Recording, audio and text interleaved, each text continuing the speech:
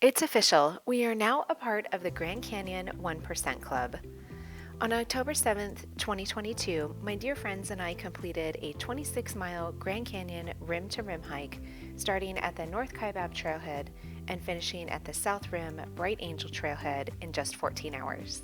On the morning of our hike, we arrived at the North Kaibab Trailhead at about 3 a.m., loaded up our gear, turned on our headlamps, and snapped a few photos before heading into the canyon.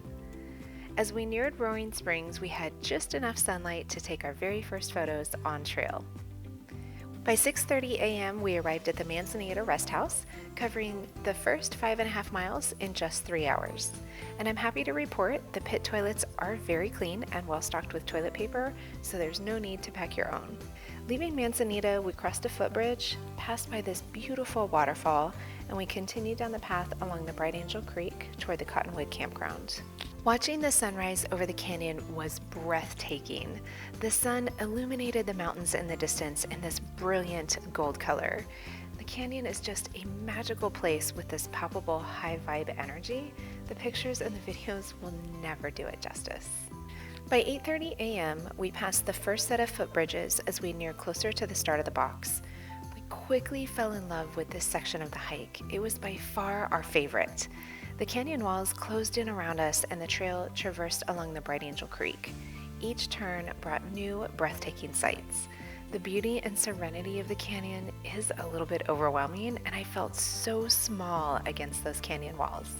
We reached Phantom Ranch right at 10 a.m. And Phantom Ranch, in my opinion, was a little bit underwhelming and a bit overcrowded. I was really surprised to see how few benches were available for a shaded break near the canteen area. We each bought the $5.25 Minute Maid lemonade because, well, that's what you do at Phantom Ranch. And I will say that the first few sips tasted really good, but I think that had more to do with the ice cold drink than the lemonade itself. And we each found the lemonade to be just a little too sweet and a bit harsh on our bellies. We each had a difficult time finishing the whole cup. We could have easily split one drink amongst the three of us. We spent the remainder of our time at Phantom Ranch changing our clothes, applying some blister tape, elevating our legs, and eating some snacks as we fought off those horseflies and aggressive squirrels. It's also worth noting that there are 2 water fill-up stations next to the Phantom Ranch canteen. The crowd was only aware of one fill-up station, which resulted in a really long line for water. If you are coming in from the South Rim, I recommend filling up your water at the stations available as you're entering into the Bright Angel Campground just after you cross the Colorado River. At about 11:20 a.m., we left Phantom Ranch and headed toward the Bright Angel Trail. Seeing the Silver Bridge in person was both really exciting and a bit emotional for me as well. The bridge was a representation of this epic hike and a monument to our dedication in achieving this bucket list adventure together. It is a memory that I hold really close to my heart. The trek from the Silver Bridge to the River Rest House was our least favorite section of this hike.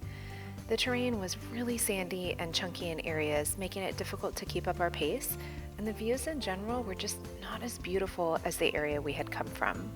After passing the River Rest House, we started our climb up the Bright Angel Trail, which was a slow, steady climb to Indian Garden. The area leading into Indian Garden was our second favorite section of this trek. We crossed over several sections of the Garden Creek, and we marveled at all of the greenery. Looking down from the rim, you would never guess this area was so green. We arrived at Indian Garden at about 2:30 p.m., where we took a short break. The temperature read 110 degrees, and we each questioned the accuracy of this thermometer. We estimated the temperature to be about 90 to 95 degrees, but this could be the difference between a dry heat versus the humidity of what we're used to in South Texas. Either way, it was hot, and we were grateful for our neck buffs, which we dipped into the creek along the way in order to stay cool. The 5-mile climb from Indian Garden to the South Rim is challenging to say the least. As I looked upward through the layers of the canyon walls, my mind had a really hard time conceptualizing the fact that we would be climbing up to the top layer of the limestone. This is where I was really grateful for all the squats, lunges, calf raises, and stair steps I did in preparation for this hike. As difficult as it was, the beauty of the canyon kept our minds occupied, and Maria, well, she kept us entertained with her singing talents. Figaro, Figaro. I was grateful for my trekking poles, which were a huge help in navigating the 4-mile stairs out of the canyon. Personally, I cannot imagine doing this hike without trekking poles, but I also come from an area where there is very little elevation gain for the training hikes. We arrived to the 3-mile rest house at about 3:30 p.m. We took a much needed break to refuel and regroup as we prepared for the suck of the trek ahead.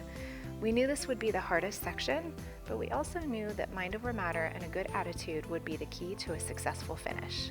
At about 5:30 p.m., just before crossing through the final tunnel out of the Bright Angel Trail, we stopped for one last moment to reflect on how far we had traveled through the Grand Canyon. We were unstoppable in this journey, and our footprints in the trail below were markers of our grit and determination to complete a rim-to-rim hike together. As we crossed through the tunnel at the Bright Angel Trailhead, we were so excited to see our support crew at the top cheering us on. And as we turned our last switchback, we had a really good laugh at the surprise waiting for us. Tits up, heads up, fuck it up is our group's hiking mantra, and our friend Devin had this sign made for us as a surprise, which was so awesome of her. There were lots of smiles, happy tears, and hugs at the end as we each received our medals. A year's worth of planning, training, and preparing paid off in big ways, and I am so grateful to have shared this epic bucket list adventure with my dear friends Devin and Maria. Cheers to us and the many more adventures to come. I would like to take this moment to share my gratitude for Eddie and Jim, who ensured this trip was a huge success. They were our chauffeurs, our swag and our bag handlers, restaurant finders, videographers, and cheerleaders. They definitely made this journey possible, and I am so thankful for all their support. Thanks so much, you guys.